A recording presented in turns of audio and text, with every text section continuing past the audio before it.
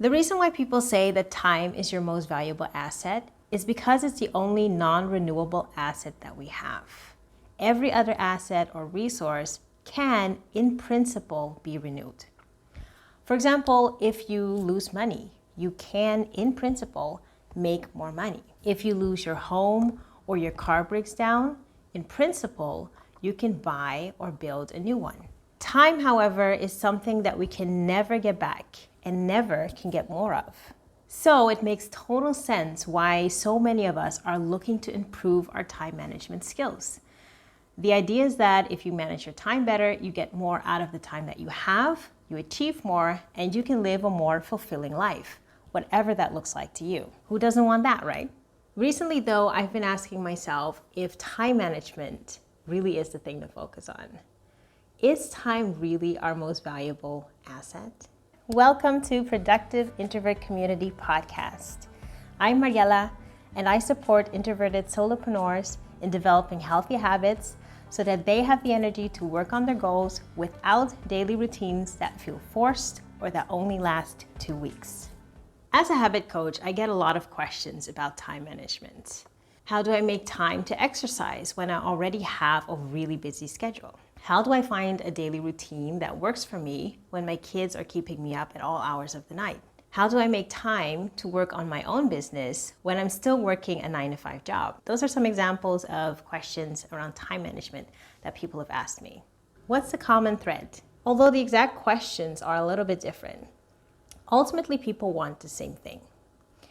They want to figure out how to make time to do the things they really want.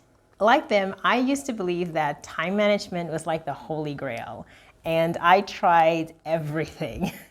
Time blocking, Pomodoro, SMART goals, different types of planners, bullet journals, scheduling every single thing into my calendar, including breaks, setting reminders, setting deadlines for myself, holding myself accountable by announcing things to people that I was going to do something. Only a few of those things actually really worked, and a lot of them actually created a lot of anxiety and made it even harder for me to do the things that I actually wanted to do. Typically, time management techniques on their own, they work for a while, but then it starts to feel hard.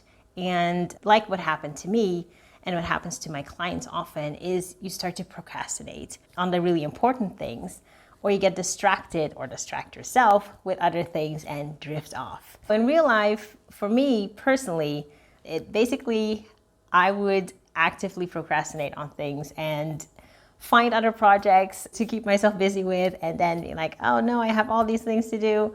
Or I would end up flipping through reels and shorts and spend more time doing that than actually working towards my goals. Which brings me back to the question, is time really our most valuable asset? I've often said that energy management is more helpful to really manage your time efficiently, especially for introverts, because not every hour takes up the same amount of energy. A Zoom call with 50 people can be much more energy draining than just having coffee with a friend, obviously. So why do we treat each hour the same? And when you're an introvert, if you start with a full battery at the beginning of the day, that thing can empty really quickly towards the end of the day. And that happens for a lot of introverts. So managing their energy throughout the day is actually much more important than managing their time. But I view that more as an approach to how you can get the most out of your time and still having healthy boundaries in place. In terms of assets, I used to believe that time was our most valuable asset, but I don't anymore. Our most valuable asset is attention. For example, if you dare, go to the app usage on your phone right now and look at the most used apps. You can pause, and I'll give you a moment to do that. My phone actually has a notification that tells me at the end of the week how much time I spent on my phone. It's very confrontational. So if you dare, and I've had measurements of up to 3 hours on a single day on my phone.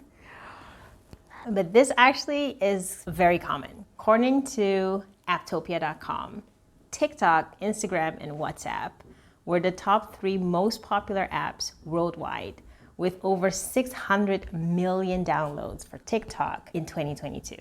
And it's not only downloads, but also time spent on social media apps, where TikTok takes the #1 spot again, according to Statista.com, with users spending about 23 hours a month on TikTok. That's almost 3 full 8-hour working days. I mean, that's shocking, right? Isn't that shocking? If you look at your own app usage, who knows, maybe you might find a couple of extra hours each week. Another thing that blew my mind the first time I heard it around time and our perception of time is something that Laura Vanderkam has said. She's a famous time management author, and she made a calculation of when the middle of the week actually is. There are 168 hours in a week. So the middle of the week is 84 hours in. In Laura's case, she usually starts her work week on Monday at 5 a.m. If you add 84 hours to that, that puts the middle of the week at 5 p.m. on Thursday. Even if you don't have an early start like Laura, let's say you start your week Monday at 10 a.m., that still puts the middle of the week at 10 p.m. on Thursday. This really blew my mind when I first heard it, because the way our weeks and our weekends are structured, we instinctively think that Thursday is at the end of the week. Generally, we think of Wednesday as being the middle, right? But our perception is off by a full day. And it's a hard thing to shake, because even when I make the calculation now, my brain goes, yes, the calculation is correct, and Thursday is the end of the week. The next time that you might feel that the weekend feels really short compared to the rest of the weekend is nearly a third of the full week. Now, of course, I'm not saying that you should quit social media right now, or that you should continue working through the weekend because there's all this time. The point is that our perception of time is very different than the time that we're actually spending on things. Our perception of how we're spending our time is skewed. We're often not really aware of what we're actually doing with our time. So our most valuable asset is our attention. What are you placing your attention on in any moment of time, rather than how much time do you actually have? Because in actuality, you have the same amount of time each day.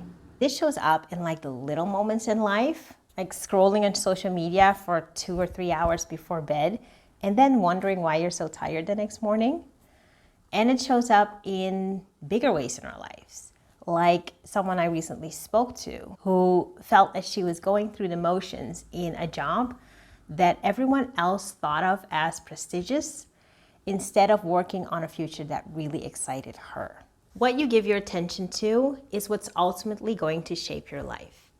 And we're often not aware or intentional enough with what we give our attention to. But here's the good news. Attention is a skill. Focus is a skill. And any skill can be learned. No one is really born with great focus. Although we think of it sometimes as you're either good at it or you're not good at it, there are so many examples out there that show that these type of things can be learned. Take Jim Quick, for example, who suffered a traumatic brain injury when he was a child, but later taught himself how to speed read and memorize large lists of words and numbers that astound people. And he now teaches people how to do that. Or James Clear, the writer of Atomic Habits. He had to relearn basic skills like just walking in a straight line after a brain injury from a terrible baseball accident. And he describes in his book how starting with small habits helped him to rebuild his life. So learning how to focus on what's important for you is a skill set. It just takes a little bit of practice. If you enjoyed this episode, please share it with someone who might find it helpful. It's the best way to support the podcast and to help other people find the podcast. I'm super proud that this community already has members from over 18 different countries worldwide. And that's thanks to you sharing the podcast. Thank you for that. I want to sincerely thank you for giving me your most valuable asset, your attention. Let's talk again next week. Thank you for listening to the Productive Introvert Community Podcast. If you're an introverted entrepreneur and you're ready to thrive in your own way, then connect with me on thefrankermessage.com/contact.